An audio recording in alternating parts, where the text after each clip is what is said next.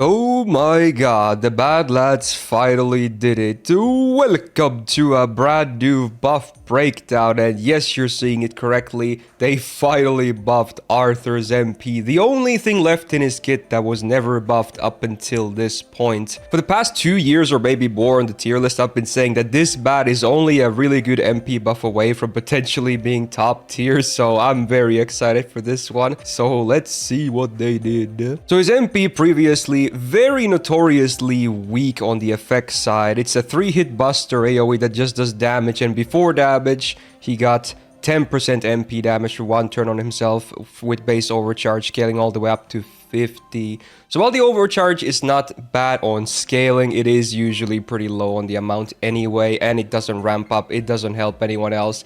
It's a pretty bad MP, so this was always holding him back a lot. So let's see what they changed. I'm pretty happy to report that we have yet another modern MP buff, which means it's a good one. So all the previous stuff remains unchanged, except that obviously it gets the damage upgrade with the buff, but the overcharge is the same as always. But then we have some new stuff. First of all, he now does super effective damage, 150% flat against beast class enemies. Actually, I'm pretty sure it's beast straight. I don't know why this says class beast. I was reading the Japanese earlier and it just says anti-beast, but yeah, that's pretty interesting. Obviously very lore accurate there. It will be a bit niche, so this won't be active most of the time, but hey, the damage upgrade is still great. And then 2 more new lines. The party, including himself, now gets a 10% gauge up from using his MP, which is also a small refund for himself. And wow, look at this, 20% buster up for the entire party for 3 turns on every MP use, obviously including himself.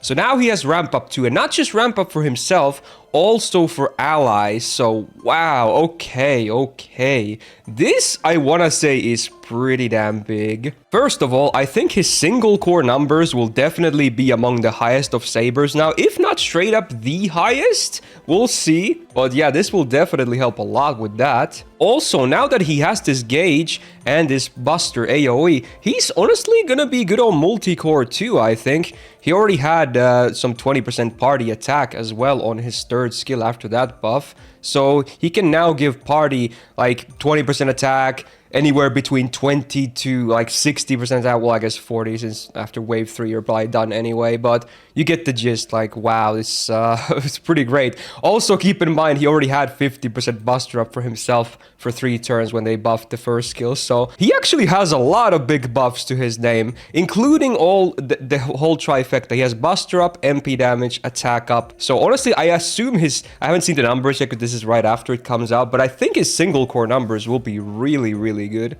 And with the addition of this 10% battery, there might be some alternate comps available for himself, and now also more multi-core comps available. And especially if the enemy happens to be super giant, he will just do insane damage now, but probably like better than most single target MPs at that point. Just crazy. Wow, they actually finally did it. I can't believe it. And it is a really good buff. The only thing that's whatever about is the anti-beast, which is really niche. But I assume that's, you know, gonna help in the near future with some main story stuffs. But besides that, wow, this is really good.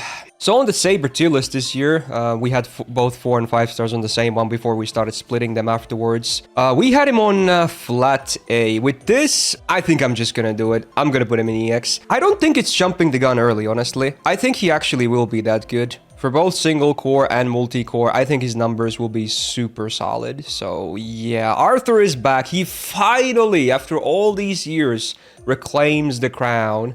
We have another Artoria face. Well, I guess not really as, you know, the traditional Artoria face, but an Arthur face, you know, Pendragon face. We'll go with that. Belonging to top tier once again. Just crazy. So wow, I'm hoping I'm not being premature about this, but I think this is actually the difference maker that he was waiting for all of these years. Arthur is back, baby. Let's get it. So there you go. If you enjoyed this video, leave a like on it. It really helps out. Do subscribe not to miss out on future ones, because it seems like they're starting to be a bit more buff happy again, which is awesome. Ring that notification bell.